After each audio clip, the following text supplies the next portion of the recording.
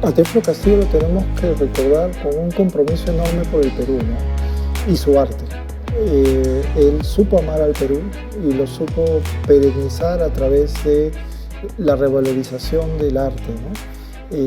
También lo podemos recordar como un hombre con un gran temperamento, porque era un hombre de carácter, pero sobre todo honesto, honesto con lo que decía y consecuente con todas las propuestas que hacía a través de la crítica artística, ¿no? Antes podríamos decir que la crítica artística desarrollada era descriptiva, se hablaba mucho de las obras, eran publicadas en el comercio. Sin duda también en el periodo hay otros críticos como Emilio Gutiérrez de Quintanilla, pero Teófilo Castillo, en realidad, el aporte dentro de la crítica artística son varios puntos a tener en cuenta, ¿no? Por ejemplo, el hecho de fomentar el coleccionismo vinculado al arte virreinal a través de sus interiores limeños, el sentido nacionalista de la crítica artística, en donde el artista tenía que tener una pertenencia a un arte vinculado al tema peruano, el fomento del paisajismo, que tiene que ver con un paisajismo local, primero pensado en Lima y después pensado en la sierra, especialmente las zonas de Huaraz, las zonas también del sur andino, como son Arequipa, Cusco, ¿no? Que son los lugares donde él fomenta, digamos, que los artistas vayan y pinten al natural, ¿no? Entonces, es sin duda uno de los fundadores de la crítica artística en el Perú, ¿no? Por sus comentarios que sin duda construyeron lo que después vendría, ¿no? Que es, por ejemplo, lo que Sabogal y sus discípulos harían en los años 20, ¿no? La exposición Brandes, por ejemplo, donde José Sabogal expuso en 1919, contó con el apoyo de Teófilo Castillo, ¿no? Donde decía que Sabogal había empequeñecido en el color a Ricardo Flores y aunque no era un gran dibujante, el color lo superaba y era un gran artista, ¿no? Entonces, sin duda esta prédica de un arte nacional, Teófilo Castillo la supo canalizar a través de la crítica artística. Además, lo que hizo Castillo fue oponerse al diletantismo, pidiendo a un artista la profesionalización tanto en su trabajo técnico como la seriedad de los motivos que representaba, ¿no? Entonces ejerció una crítica artística en varios sentidos, ¿no? Lo nacional, la promoción del coleccionismo y la posibilidad de construir institucionalización, ¿no? Como la Escuela de Bellas Artes. Pero por otro lado tenemos un Castillo que es fotógrafo. Desde Buenos Aires ya abrió la fotografía Freitas y Castillo. Él está haciendo fotografías en ese momento iluminadas a colores. Incluso viene a Lima en 1897 para promocionar su taller fotográfico. Después está relacionado con la técnica de la fotografía bicromatada, que permitía intervenir el negativo y darle ciertas características pictorialistas. Él, cuando viene en 1906, trabaja en la fotografía Couret junto con Dubriel, y muchas veces los fondos en los cuales Dubriel hacía las fotografías, Dubriel era el que se había encargado de la fotografía Couret en ese periodo, están relacionados con Teófilo Castillo, los fondos de 1906, ¿no? Donde vemos las arquerías moriscas, vemos estos elementos de atmósfera que tanto gustaban al maestro, ¿no? Y esta relación que él tiene entre la fotografía y la pintura, ¿no?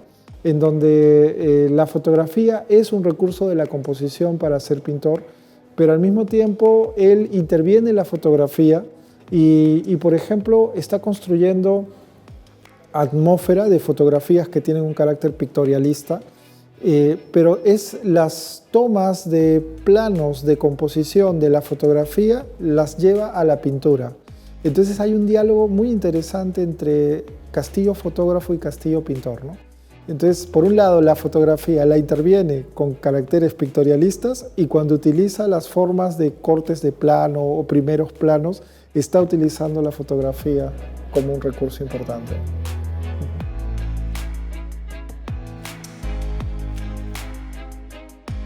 Considerando de que el Perú antiguo nos ha legado una tradición en arte sumamente interesante y Castillo es el primero que empieza a revalorarlo a través de los escritos de la crítica artística.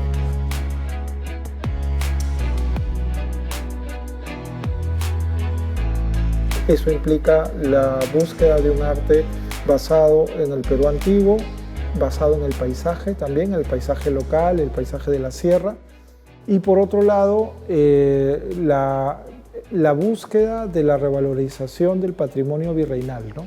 Que también era un aspecto que Castillo lo tiene, ¿no? O sea, digamos que podríamos decir que su obra nos deja un profundo cariño por el Perú, ¿no? Un profundo cariño por el Perú que se manifiesta a través de la historia, viendo el Perú antiguo o viendo el arte virreinal, y cuando nos habla de la contemporaneidad nos está hablando del paisaje, ¿no? Y su revalorización.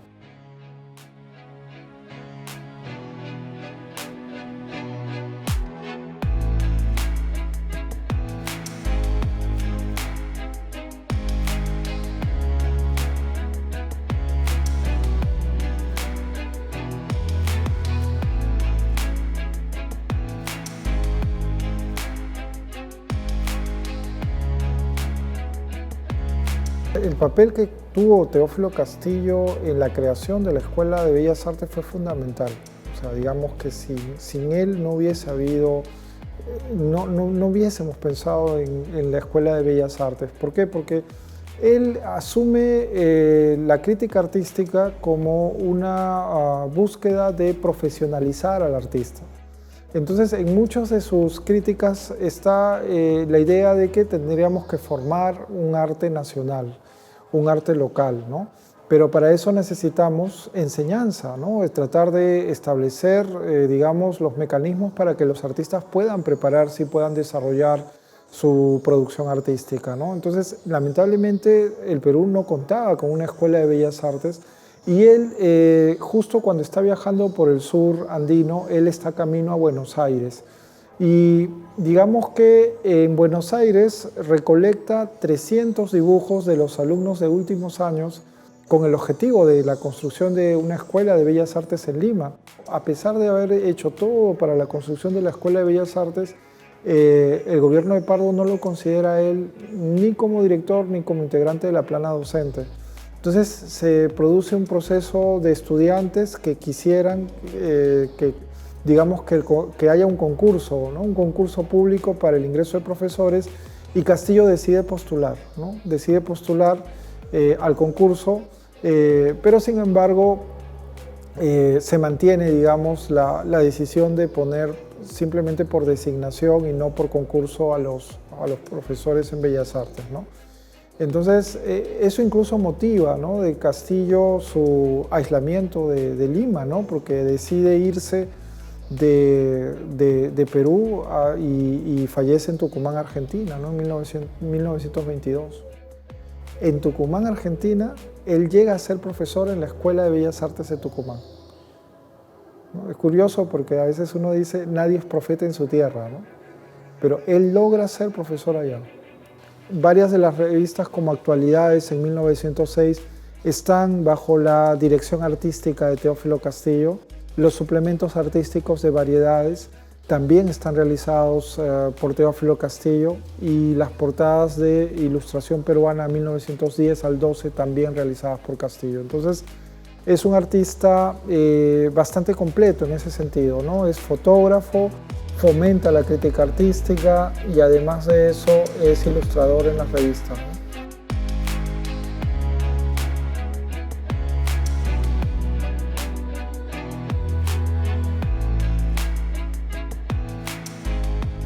Creo que cuando nosotros estamos analizando aspectos formales en la obra de Castillo, en su producción creativa, es un artista donde privilegia el color.